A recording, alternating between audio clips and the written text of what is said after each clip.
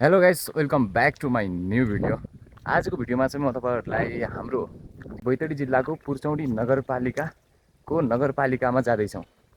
अहिले चाहिँ हामी भर्खरै खडखेतबाट हिँडेका छौँ भने अबको केही समयपछि चाहिँ हामी नगरपालिकामा पुग्नेछौँ र म नगरपालिकाका केही दृश्यहरू तपाईँहरूलाई देखाउनेछु। भिडियोलाई अन्तिमसम्म हेर्नुहोला।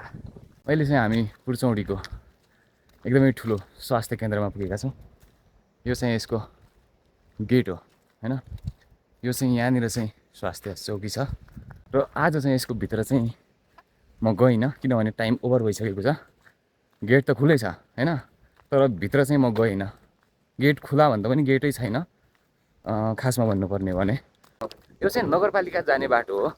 पहिले चाहिँ यो बाटोमा चाहिँ गाडी ट्र्याक्टरहरू हिँड्नु पनि हुँदैन थियो भने अहिले चाहिँ एकदम बिन्दास पाराले मान्छे हिँड्ने बाटो छुट्टै छ अनि गाडी हिँड्ने छुट्टै छ। जो राम्रो विकास भएको छ र यहाँ ओ माइ गॉड ठुलो पुल पनि बनाएर रहेछ यो खोलामा। यो एकदम ठुलो पुल पनि बनाएर रहेछ। यो राम्रो हो कि एकदम आफ्नो ठाउँमा यतिको विकास भएको देख्दाखेरि चाहिँ मन प्रसन्न भइहाल्छ के।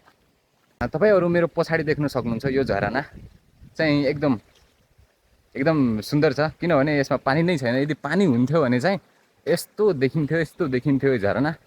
ल हामी चाहिँ यो ठ्याक्क यो पुलमा पुगिसकेका छौँ है। म तपाईहरुलाई पुल देखाउँछु। यो चाहिँ पुल हो हैन। ओ यहाँदेखि यहाँसम्म चाहिँ यसको पुलको लम्बाइ छ हैन। अनि यो चाहिँ पुलको के भन्छन् अलि साइडतिर खोलामा मान्छेहरू नखसुन् भनेर चाहिँ यो लगाइएको हो। र अहिले चाहिँ म सडकमा पुगिसकेको छु है। पिच सडक हाम्रो। ल कति हेर्नुहोस् त कति ठुलो कति फराकिलो छ हेर्नुहोस् त। एकदम फराकिलो सडकमा छु अहिले म। माथिबाट ढुङ्गा खस्ने सम्भावना पनि एकदमै कम छ है। यहाँ पनि कम छ, एकदमै सम्भावना कम छ यहाँ पनि। र उता देखिरहेछ हाम्रो यो डाँडामा यो चाहिँ लामुनीको पहिरो हो। यहाँबाट पनि देखिन्छ है। र यसको लागि मैले छुट्टै भिडियो अगाडि नै बनाइसकेको छु। मेरो यही सन्जो भाइब्स च्यानलमा गएर चाहिँ हेर्न सक्नुहुन्छ हजुरले पनि। यहाँ ढुङ्गाहरू पनि खस्या रहेछन्, रोडमा ढुङ्गाहरू पनि खस्या रहेछन्। र यो चाहिँ प्रकृतिले हो, यो चाहिँ अब गरेन भन्न मिल्दैन। यो चाहिँ लगभग 1-1.5 हप्ता अगाडि नै खसे जस्तो छ।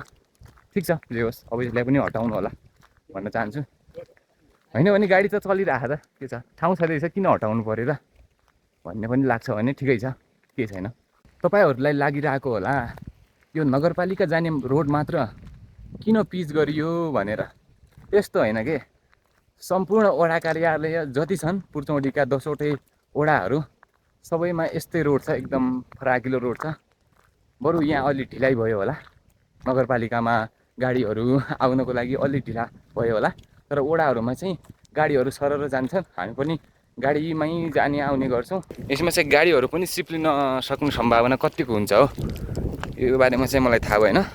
तर हिँड्दाखेरि पनि अलिकति कतै यस्तो भयो भने अलि सिप्लिने खालको रहेछ। जे होस् राम्रो बनाएको रहेछ। यो चाहिँ हाम्रो देखिरहेछ, यो चाहिँ हाम्रो पुर्चौडी नगरपालिकाको कार्यालय हो। र अहिले म जाँदैछु, बाटोमै छु है। अझै त 1-2 मोड छ।